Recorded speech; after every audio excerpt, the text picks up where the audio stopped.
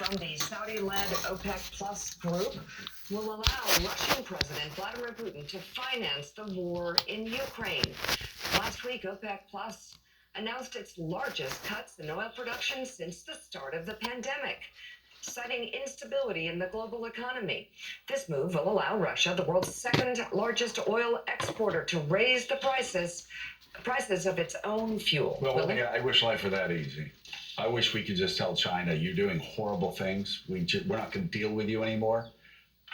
But if we're going to end the war in Russia, Ukraine, that's going to happen through China. If we're going to make progress on climate change, China has to be a partner in that. As reprehensible as same thing with the Saudis. I wish we could just say, we're really offended by everything that you do. I guess he's smarter than I am. He's chairman of the committee, right?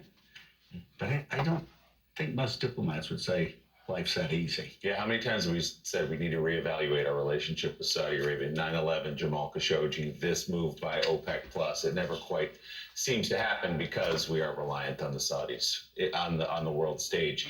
Meanwhile, in Iran, there's something extraordinary happening. Workers at a petrochemical complex there went on strike yesterday, marking the fourth straight week of anti-government protests. It's the first time the demonstrations have spread to Iran's oil and gas industry since the unrest began last month.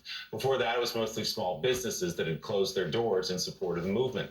Unclear whether the strike will affect oil production. The demonstrations began when a 22-year-old woman died after being held by the country's morality police for allegedly violating its strict Islamic dress code. Yeah, Caddy, it's fascinating. Every day what's happening in Iran, and it's fascinating because it's not led by anybody.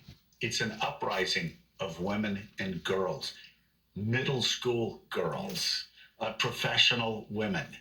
I mean, unbelievably brave, these young women and teenagers and students too across the campuses. And actually what's also been kind of heartening to see is the degree to which young male students have been standing alongside them. You look at these protests and the images from these protests, and it's hard to get inside there to talk to people, and we've had people on the borders talking to them, but we've had people across generations coming in and out of Iran who are saying something has to change, and we are on the side of the students. There has to be a liberalization of the rules following this. Whether they can keep out there long enough, the degree to which they're being repressed as well is they are clamping down hard on them. Yeah. They could clamp down a lot harder, and that's the question, is why have they not clamped down a lot harder? Why are they letting this run so long? Coming up, Republican Congressman Adam Kinzinger joins the conversation. We'll talk about what we can expect at the next January 6th House Select Committee hearing, which is this Thursday. Morning Joe is coming right back.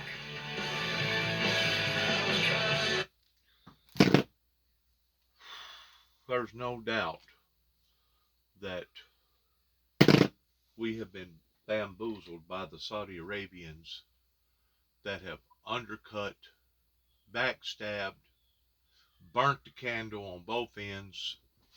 Those that was saying one thing but doing something totally different. There's absolutely no doubt that